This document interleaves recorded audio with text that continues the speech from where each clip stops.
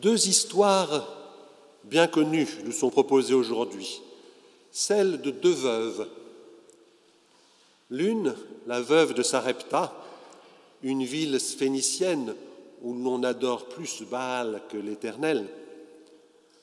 Cette veuve place sa confiance en Élie et son Dieu, et elle sera nourrie pendant toute la famine.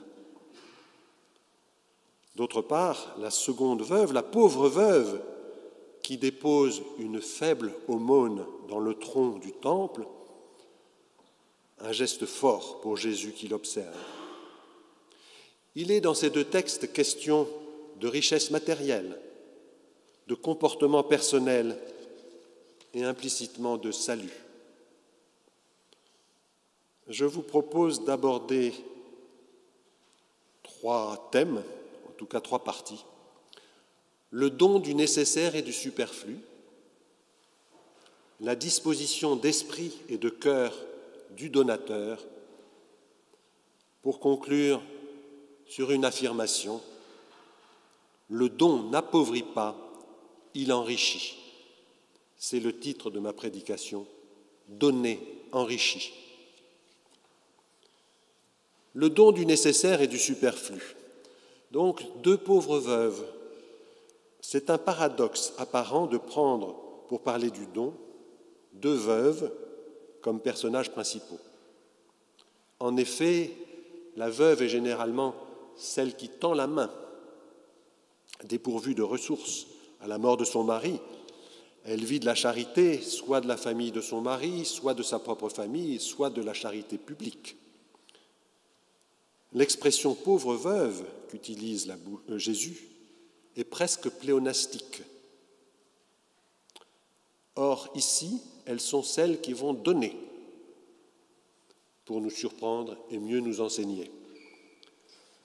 Une pauvre veuve, donc, glisse de la petite monnaie, ce que nous appelons les pièces jaunes, dans le tronc du temple. Jésus attire l'attention de ses disciples sur ce don et l'oppose à celui de vraies grosses pièces d'or faites par de riches dévots. L'une, en effet, se prive dans sa pauvreté de quelque chose d'important pour donner, alors que les autres ne souffriront en rien dans leur train de vie, dans leur confort quotidien, du don qu'ils font, aussi important soit-il.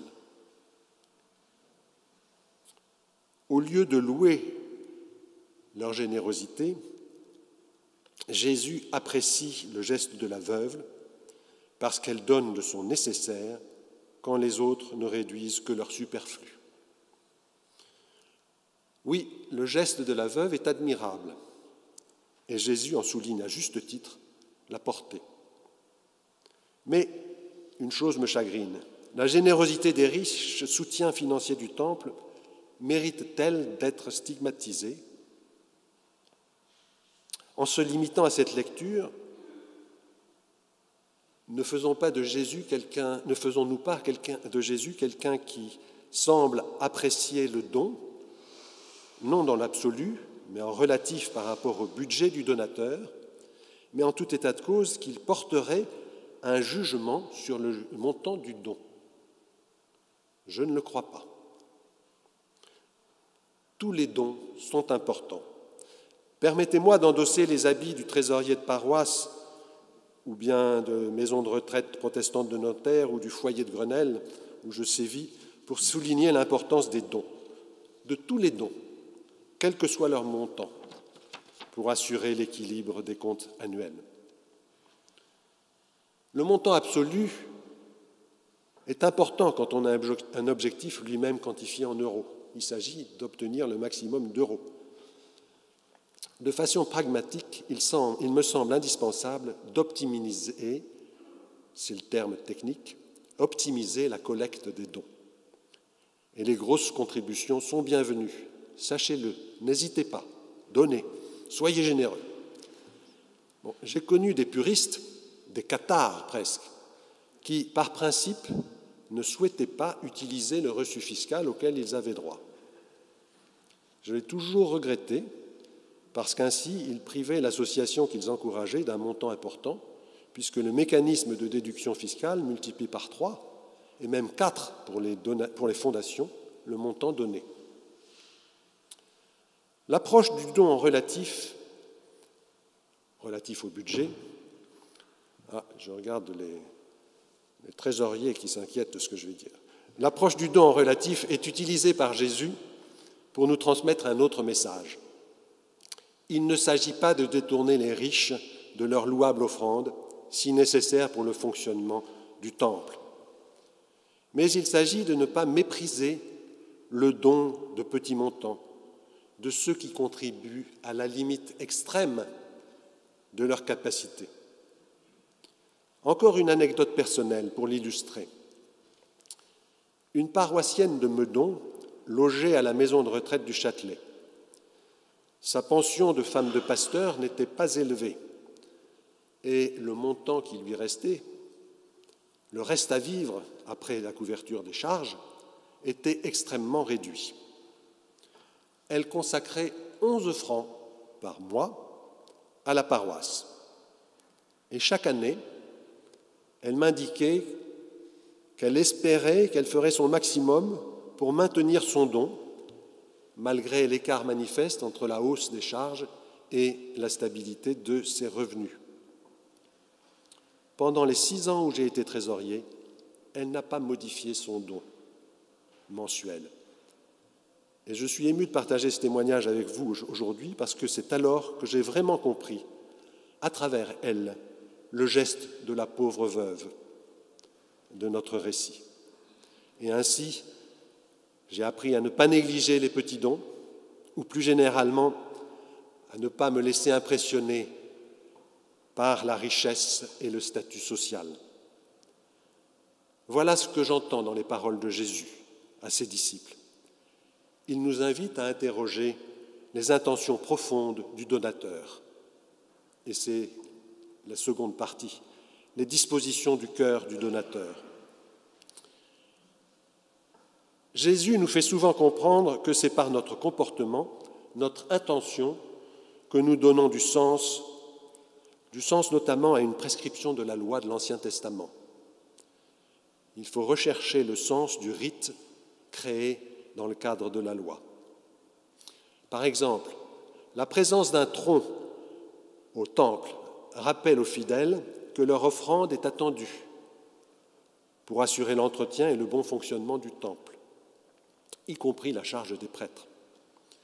C'est une réalité financière qui conduit à la répétition d'un geste qui devient un rite, déposer une pièce, un billet, même si de plus en plus les troncs ont disparu des églises parce qu'ils étaient souvent fracturés. Les scribes et les pharisiens que Jésus critique sévèrement accomplissent ce geste avec pompe et ostentation, alors que la pauvre veuve s'en acquitte avec humilité et discrétion.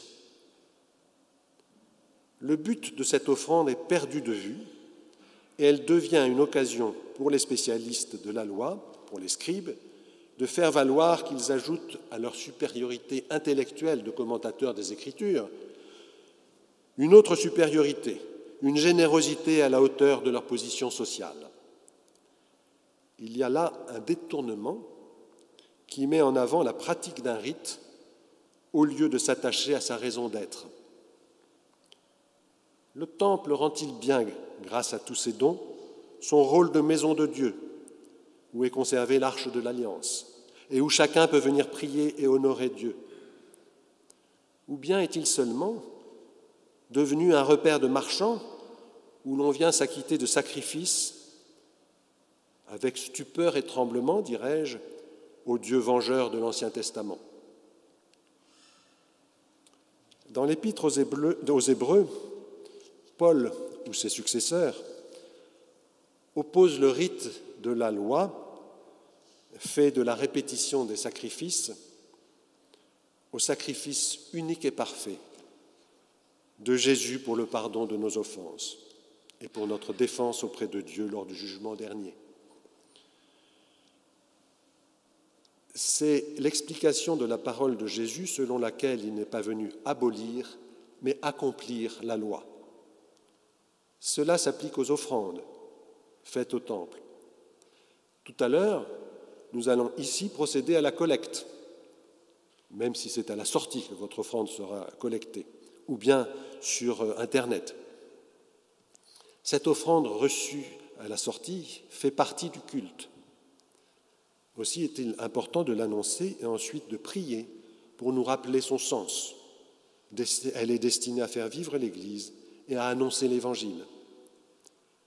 Le rite de la collecte a alors un sens. Et c'est la remise au centre de ce sens qui est importante, et c'est la sincérité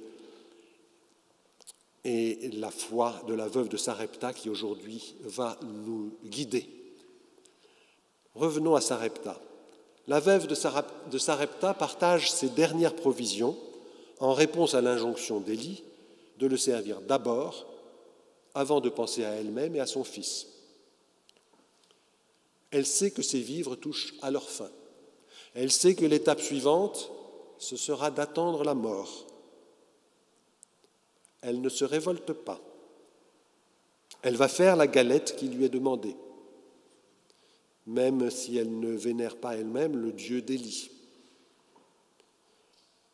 Elle ne respecte pas la loi ou ne sacrifie pas à un rite. Non, c'est l'étranger qu'elle accueille, celui qui est apparu soudain, à l'improviste, et qu'elle ne connaît pas. Nous appelons cela l'accueil inconditionnel.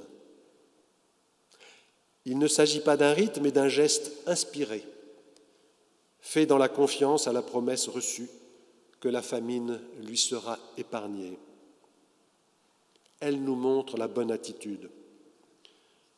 Dans sa dignité humaine, illustrée par l'attention et la bienveillance accordées à l'autre, elle se révèle sincère dans sa démarche et dans sa foi. Elle partage, elle donne sans arrière-pensée pour aider celui qui s'est approché d'elle, son prochain, qu'elle aime comme elle-même. Dans les deux cas, ces veuves font un don sincère. Le récit que nous avons lu commence par une critique verte des scribes, et Jésus oppose leur arrogance à l'humilité de la veuve, qui donne de son nécessaire en catimini. Je l'imagine, les yeux baissés, longeant les murs les plus obscurs avant de disparaître. La sincérité de son geste se déduit, comme le fait Jésus, de sa pauvreté, qui l'oblige à prélever sur son nécessaire pour donner. La condamnation de l'attitude des pharisiens et scribes est d'autant plus violente par contraste et absence de cette sincérité.